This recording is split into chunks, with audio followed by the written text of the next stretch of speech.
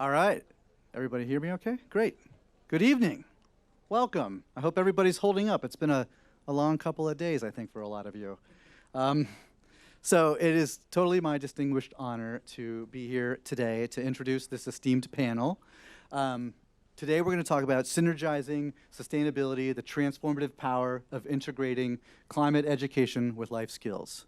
My name's Don Sedlock, and I'm the Director of Global Development for JA Worldwide. Today we have some really exciting panelists that I'm excited to introduce, two of which are actually alumni of the Junior Achievement Program. So we're really excited to be at COP and to present this panel to you guys. I do want to say a word of thanks to Dubai Cares and the rewirEd team for doing an incredible job putting this on. Round of applause. Seriously, it's been incredible, and you guys have gone well above and beyond. So let me go ahead and introduce the panel, and then I'll introduce our esteemed moderator. Kind of working in order, we have Luve Dagger. Luve, you want to raise your hand? Luve is co-founder and COO of Hack for Earth, also JA alumni. Jillian Hind. Jillian is Global Corporate Responsibility Leader for Ernst & Young. Nadia Abdallah. Nadia, you want to say hello? She is the Chief Education Officer for Injaz Al Arab.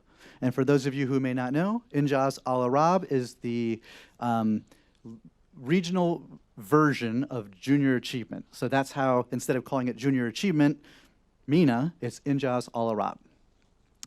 And then we have Taha Bawa, co-founder and CEO of Goodwall. And Omar Khan, Head of Center for Business Studies and Research from the Dubai Chamber. Thank you so much for welcoming us to your great city. And really, truly a man who needs no introduction after all of his panels today. Kevin Frey from Generation Unlimited, the CEO. Thank you so much. And now I'd like to turn it over to Nicholas Key. Nicholas Key is co-founder and CEO of KeeFarms and also JA alumni. Welcome all, and thank you so much.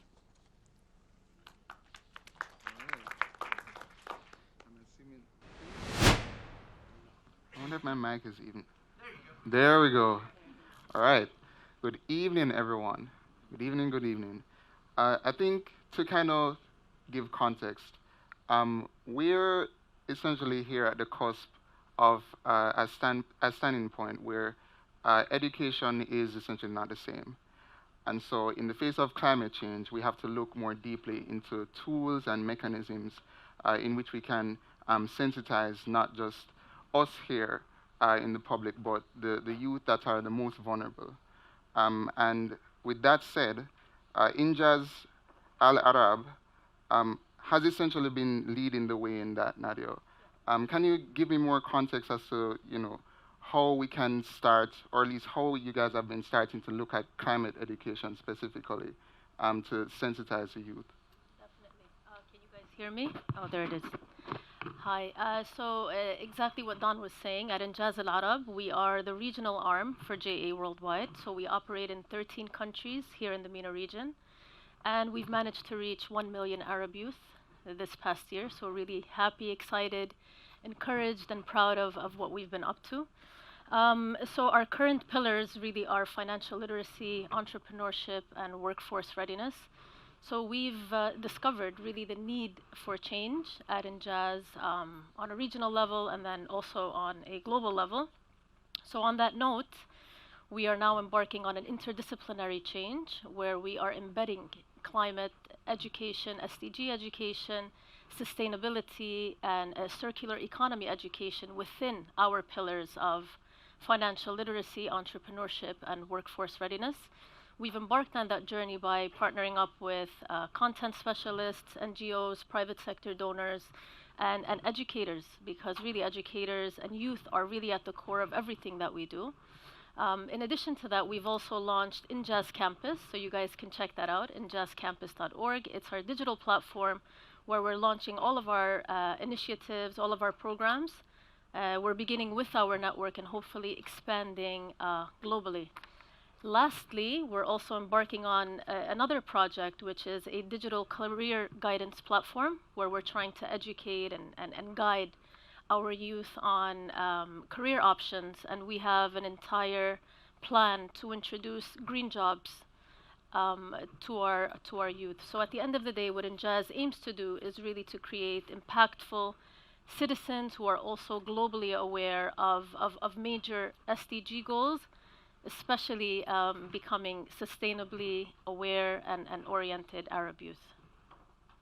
That makes perfect sense. And I like how, at least Injaz Al Arab, sorry, they pretty much tee up the youth into getting them more sensitized about the topic itself so that we can prepare them for the green economy. And while we are at least vaguely or abstractly aware of where the next couple of years is going to take us, I think what is kind of missing is at least some of the practicality of how to look at green skills. Omar, I'm wondering if you could kind of tap in on that for me. Like, even though we know, things will be disastrous potentially in the future, and we know that there's a skills gap currently, how do we actually predict and prepare um, our students and the youth generally to attack the problems of the future? Well, thank you once again for inviting us to speak here today. I think educating the youth is the least of our problems. It's my generation and the older ones who the youth are educating now, including my own daughters. So they sit and they tell me about things that I've done wrong or I should have done better. But the chamber has been, the Dubai Chamber has been on a long journey. We've created the Center for Responsible Business almost 20 years ago, and with the goal of first educating the capitalists, the businessmen, businesswomen, about the changes in the ecosystem, the issues, the challenges ahead, and areas where they can develop being a more responsible business. One way that we did this was through our Green Building Initiative, where we became the first LEED Platinum certified existing building in the Arab world, because we wanted to prove to the business community that these kinds of steps can be done, they can be incremental.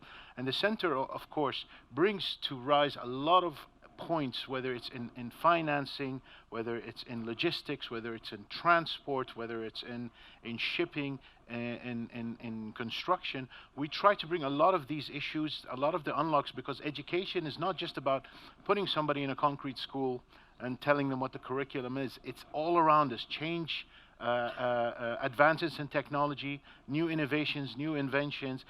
The business people also need to be aware, and what we wanted to do is first educate them, what we've done in the past 2 decades now, but now we feel that the ecosystem is quite enriched and the momentum is very strong. We have the government support, we have the consumer demand, we have the next generation ready, but we just have to build that platform or that bridge from the education system straight into the business world. And this is where I think more than ever now, every entity that we meet, they have a sustainability arm. Even one of the companies we met, Aldar Properties, one of the biggest property companies in Abu Dhabi, their CFO is their chief sustainability officer. So they ask, well, how do you put capitalism and profits and bottom lines with sustainability? So again, and we saw companies in Saudi, we saw in Dubai, many of them now have this demand, this thirst, and it goes into everything. The practices, the governance, the social part, with how you engage and treat your employees, the energy, and everything else. So we have been on this mission for 2 decades now, where we are now shifting. We feel the momentum is strong, the education level and awareness is high, and the drive with, I am sure, the government unlocks are really helping. The single-use plastic is being banned on January 1st as a first phase. DEWA announced the use of solar panels up to the capacity that you need for your factories and warehouses. And so now everything is aligned. So from our part, we are shifting gears to going towards B2B, ensuring that off-takers that want to change, and we've seen this before in the digital world, where we have big companies wanting to be agile and quickly adapt internally it's hard to do, but you have startups that can help them become agile. So this is where we're trying to sort of infuse a lot of the young, talented companies with a lot of innovative thought, thinking outside the box, and infusing them into the mainstream as well. So this is what we're going to be focusing on next year as well. And big part of it is also not just the Center for Responsible Business, but we do have the University of Dubai as well. So this is owned by the chamber, and this is another area where again we start infusing the talent, the understanding, and then the will of young people to get into this field, and then having places to go where we have 220,000 companies under our umbrella. That makes sense. And so as we start from, I guess, the origins of sensitizing youth and then also preparing the private sector and then finding the at least the suitable skills to have them meet them in the middle ground. Louvet, you are essentially having youth attack the problem from their perspective right now. Can you tell us more about Hack for Earth? Yes, of course. Does this work? Not really, right? Oh, there we go. Yeah, so I am co-founder of Hack for Earth, and we are basically a hackathon for climate change. So if you don't know what a hackathon is a innovation competition. So we started with something we call citizen-driven innovation, which basically means that we can't wait for example, government authorities or large corporations or such to help us solve the climate change. We have to go into each and one of the citizens. So how do we then enable people to do solutions for climate change? For us, it's all about enablement, and that's where the hackathon comes in. So we do 3 steps. We call it Dream, Hack, Build. And Dream is obviously brainstorming, getting people together. We organize different kinds of online mingles, basically networking. We call them meet and match, where we get people together from all over the world. This year we have 112 countries involved and over 1,200 teams of hackers that are all working on creating solutions. So first they come up with new ideas, they brainstorm, they get together, and then they join the hackathon where they start to come up with these solutions. So we support them with mentors, with different resources. We have partner organizations such as JA Worldwide. So thank you so much for inviting us here. But also UNICEF, different UN chapters, work with PMIEF as well, that some of you in here might know, to basically enable them, the hackers, the youth, to get as far as possible with their ideas. Because I think everyone has a lot of ideas, but it's all about making them really happen. And then, so we did this for a couple of years, and then we realized they come up with a lot of good solutions, but then after the hackathon, it just ended, and most people went back to their schools or their jobs or similar. So we then started Build, which is Build for Earth, an acceleration program for 6 months. And I would actually call it sort of like a pre-acceleration program. Like because an incubator of sorts. Huh? Like an incubator of sorts. Yeah, exactly. Because you have this big gap where there's a lot of funding available for startups and companies that are already up and running that wants to scale. But we need people with passion and ideas to get to that stage. So then we have them for 6 months as well to get ready to get investments and so on. So yeah, I think it's all about really getting to the action, getting everyone enabled to do their part of the climate change. Great. Julian, from your standpoint, you really sit at, I guess, a unique intersection of understanding where things are at from the holistic standpoint. At UI, of course, you guys have the capability to really understand the nuances of what makes everything work, both within our culture, society, and especially the environment. Given the everyday decisions that we have to make, with respect to transport and food, energy, consumables, how is it that youth of today maintaining the same momentum that Louvet has purported? How can youth sustain that momentum into looking at things that they can essentially do sustainably moving forward? I think I'll also just test it as I Yes, so I think it's so important that local context is so key. Because there's not a one size fits all. It's about actually local community first, so that when we talk about sustained solutions, it's not about coming into a community and implying what they need. It's actually about learning from that community. So I think that reciprocity is critical. I don't think we jointly did a survey with JA actually across multiple generations, and to sustain it, one of the biggest barriers was around cost. So cost and access, and I know that that's nothing necessarily new, but it emphasizes the point of building these ecosystems, the role that industry, government, public-private partnerships, academia, startups need to play in a much more organized approach. So these ecosystems are fantastic, but they've got to be organized.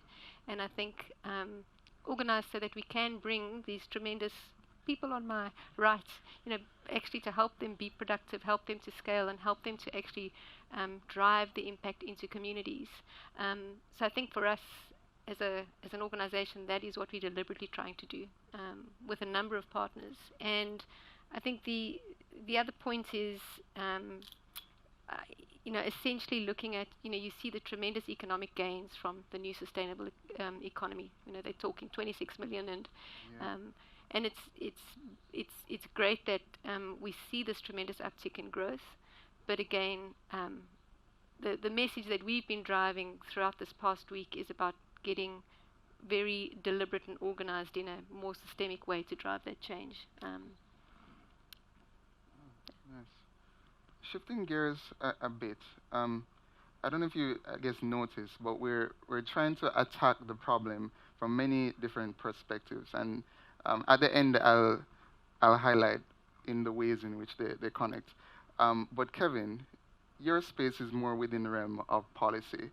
How do we really make climate education? How do we shift the heavy narrative of policy and the jargon of policy, and make it more practical towards climate education, specifically for youth, in the face of climate change that is already modeled with this ambiguity and opaqueness?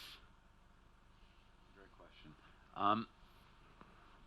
So I think, and probably everybody's picked up, that there are some vectors starting to move in the direction of injecting into curriculums green mindsets, green thinking, maybe green skills. There's not a real sense of quite yet how to do it, but there is some general support that this needs to be embedded within education systems going forward. Systematically, of course. Absolutely, Yes. and that's when you're talking about curriculum, and the second you start talking about curriculum, you're talking about years. And sadly, sometimes decades. You said you beat me to it. So that is slow-moving change, and anything we can do to short-circuit that and hopefully leapfrog, I think, is something that needs to happen. One of the things we're really advocating for is to make sure that as green skills, green mindsets, planet starts to embed into these systems, that it's more than just theoretical knowledge, that it is actually about action, that it is about doing. And so that means getting young people and children outside of the classroom to take climate action. That can be as a volunteer. But even if you think about a volunteering project, young person has to build a team, create an idea, get out and execute in the real world. And it's not going to go perfectly well. And they're going to have to pivot and iterate and figure out how to drive the change that they're trying to push forward. So the big push we have, I think, the ball's already rolling on injecting green and planet into education systems. That ball may take 10 years to roll down the hill, but we want to make sure that it doesn't end up to be a theoretical exercise with a sage on the stage talking theoretically about climate change, and in fact inverting that classroom, taking it outside and making sure that young people and children are acting. Yeah. That you're absolutely right. And to that point, I don't think climate education will be a long life thing. Honestly, based on the projections, the IPCC reports, we'll probably be having the same conversation like this in 50 years. it's inevitable, and so we have to continually evolve the climate education stack. We have to continually train not just youth, but train adults as well as we continue to evolve and as the earth becomes more dangerous for us. And so, Taha, I'd be interested in understanding from your perspective how your platform, because I've used it actually, seriously, by accident, but I'll tell the story afterwards. Well, how do you essentially prepare not just the youth of today, but how do you envision using your platform to prepare the youth into adulthood and beyond that, and even, you know, older folks who might be here and who might be interested in climate change? Yeah, no, thank you so much. Thanks for having me here. Kind of just to reiterate what Kevin said, I don't think we have the time to wait for curriculum redesign and design. We live in a world where industries are created and destroyed in almost a span of years now, and climate change, AI is just accelerating that. So we realized from our perspective that we needed to do something to help young people maximize their potential and have a positive impact on society. We started Goodwall with my brother because we thought like we couldn't change the world ourselves as young people, but if we could create millions of change makers who had the opportunities we had growing up and had a bit of exposure to wanting to create change, then that could be a meaningful thing to do. When it comes to climate, essentially, I'm generalizing grossly here. In the global north, we have a sense of climate paralysis.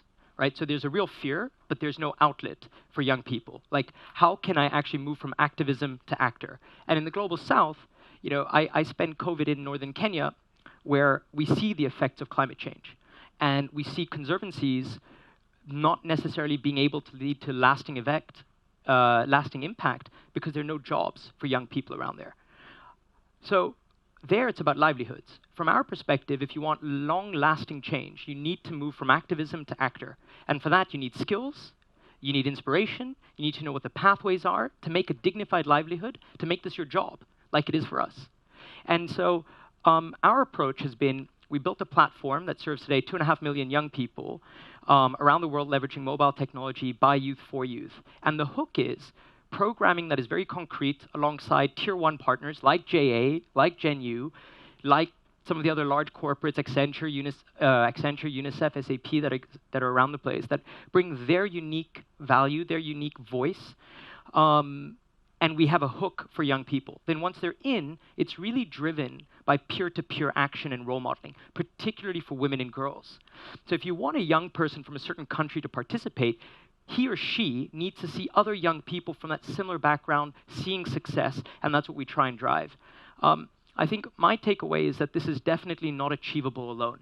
And so, alongside Kevin, around a year ago, we were thinking, okay, what we need to do is create a movement.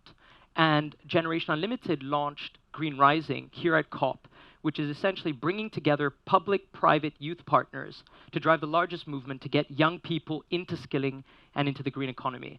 And it's pretty exciting. I guess we'll speak more about it. But I think the only way we have is through partnerships at a global level, but also at that local community level that you spoke about. Yeah, I completely agree.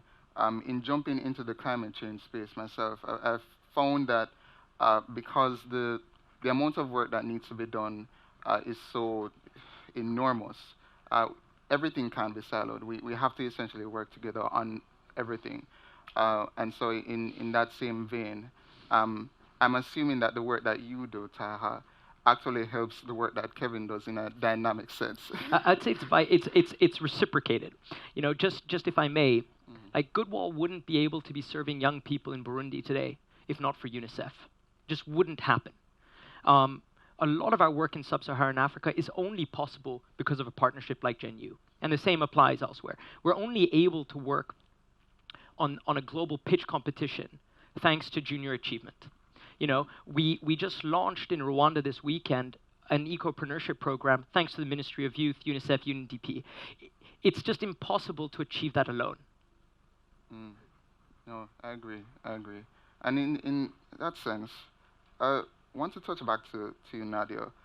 I'm hearing that you might have some more details on potential programming for next year as to how to all bring this all together. What does that look like for Injaz? It looks a little bit like what Kevin is trying to do. So I'm going to throw this a little bit back at Kevin.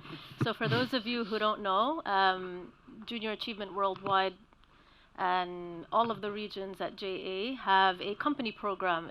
It's over 100 years old, and it pretty much teaches youth, whether high school or university students, how to build a business, but pretty much how to serve their community first before they go live.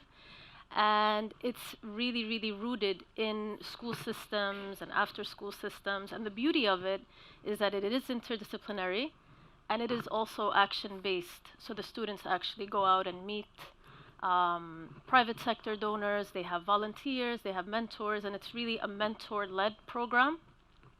So teachers, employees at private sectors, and other educators really come together and they give back at the company program and they work with students.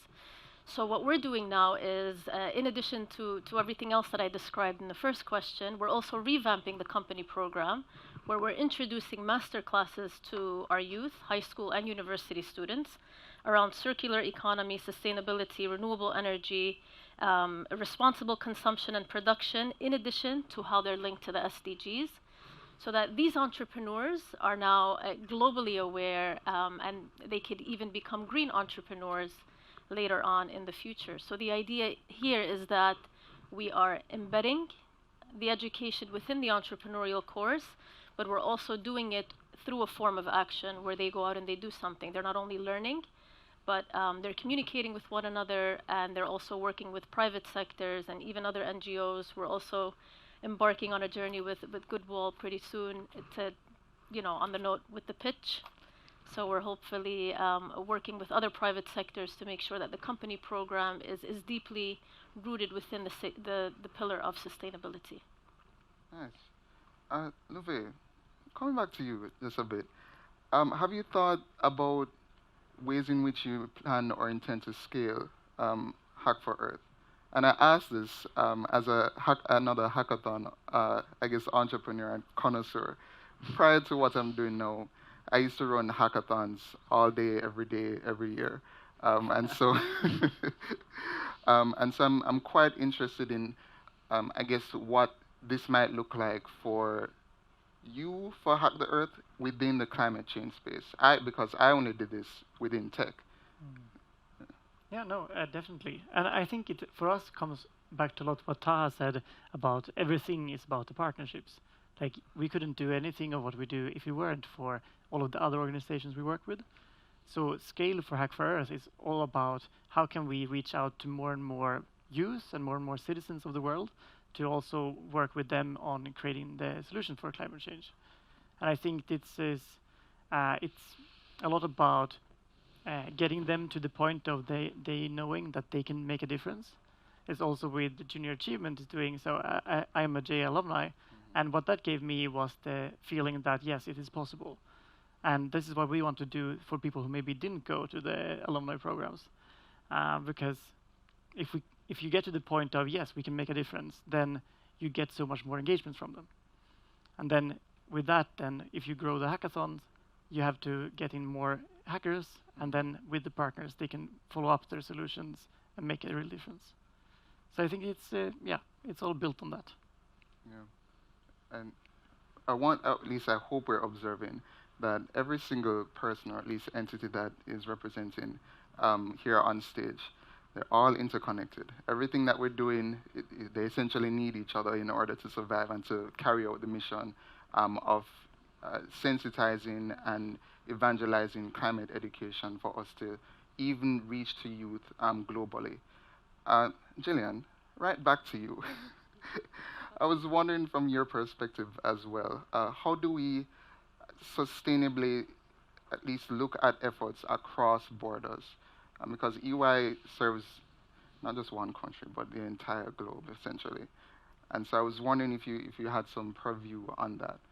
Yeah, I think for us, it starts at home, really. So But EY. I guess caveat to that, Yes. I'm more interested in probably how do we reach the global south better? How do we cross into the global south more effectively? So, firstly, I think it does still start, the story starts, if we can't do it in our own backyard, then can we do it at all? So I think for us, I mean, EY is a large organization. We've got close to 400,000 staff, and we've started the emphasis on training them. That's the multiplier effect, in a sense. So we've rolled out sustainability badges, we've rolled out major learning programs, and we've tried to do that quite quickly. But there's also the depth of experience by the learning initiatives that we drive means that they've got to be attached to doing something in communities as well. So they're all linked to initiatives. You get your badge by also doing initiatives in the community. So that's been an important part of just our ethos and living our purpose. I think to your Global South, again, I think that's very much about community partnerships. And that's why the role of an impact entrepreneur is so critical to our program. So how do we actually embed, because they are working in the communities, often the ideas are born out of the communities that they're living in and working in. So for us, partnering with the impact entrepreneurs and partnering with our client ecosystem. Amazing organizations like Junior Achievement that give us that penetration and scale into very hard to reach communities. That's how we reach the Global South. So we've got, I think we've got lovely stories to tell. I know so many organizations do. I can think of, big partnership that we have, for example, with Microsoft, where we've launched a green skills passport. It was interesting, in the first few weeks, we had close to 6,000 people just signing up from very underserved communities through the Global South. But for us, we've got to go further, because it's not just about content curriculum. It's not about just here you learn it philosophically. How can we actually convert that into jobs? And that's a key phase for us, is actually linking that to a job market. And if we can't hire the people that we're trying to train, the model isn't working. So that's quite a critical thing. And then we've spoken a lot about innovation today, and I think innovation is, for us, AI. There's so much investment in these amazing products and tools, but again, how do you link innovation to the local community context, to the impact entrepreneur that you can bring into an organization's supply chain or value chain? So I think those are the three tenets for us. Yeah, that makes perfect sense. Omar, I'm going to hit you with a little bit of a curveball. On that same running theme, yes. I know that you can at least imagine that the skills of a particular set of population will be, or at least the needs will be different from somewhere else, like the Global South versus the Global North, or the East versus the West. I'm wondering if you're seeing patterns of distinction in the types of skills that would be needed for different types of population. I think if I would have to say, in general, no. We're all on different spectrums of the Maslow's hierarchy. Right. A big part, there is one side to solving the climate challenges, which is scientific and innovation. And there's one side, always the scientist needs the commercializer, needs the entrepreneur. So that's very, as we said, hands-on entrepreneurship, and how you can take a scientific idea or innovation into the business field is something that's very important. So I feel, and entrepreneurship, I've seen it, in Dubai in the 50s and 60s, we have so many entrepreneurs that came from this fishing village that went to become on some very big billionaires. And it shows that this kind of spirit doesn't need any certain background. It needs to have a little bit of sort of insight, a little bit of drive to achieve. And I used to manage all the international offices of Dubai Chambers. So we have offices in Nigeria, we have offices in Brazil, Argentina, in Uzbekistan and Azerbaijan, and many parts of the world, in Asia and India and China. And I see a lot of similarities. But as you said, your local demands, your local changes and requirements, and your touch points, the things you can see are very important to driving the youth. The youth can be very distracted. If the more you go into theory and textbooks, the more distracted they are. The more you go and take them out into fields and factories, and they can see challenges, they can smell pollution, they can see traffic congestion. It sparks that light bulb in their head. And it's the same for us. We've experienced, in my childhood, it used to rain in the wintertime for weeks and weeks. A few years ago, when Expo was kicking off in October 31st, it was just mildly warm, and then it got cool in November. Now we're in December, and it's still so again, our kids can feel that.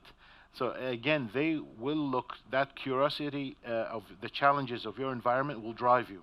And I believe giving them the gift to appreciate and learn about innovation, and then the ability to apply it to real world, that innovation to real world problems. And I think the most important thing is we give them that ability to be entrepreneurs, and have the older generation, the more capable generation, as you were saying, Taha, to facilitate that commercialization, where they are, of course, it's going to be amazing when they get their first financing, when they get their first sales or their first commission or support from government to enact some of their products and services.